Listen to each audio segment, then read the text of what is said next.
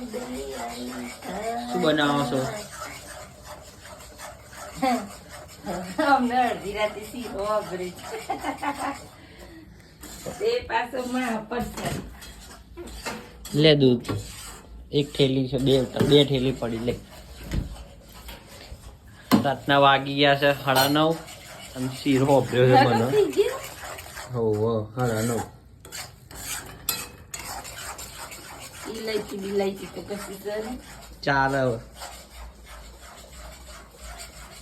બનશે મસ્ત. બાકી હવે ખાંડ નાખવાની, પણ દૂધ નાખ્યા પછી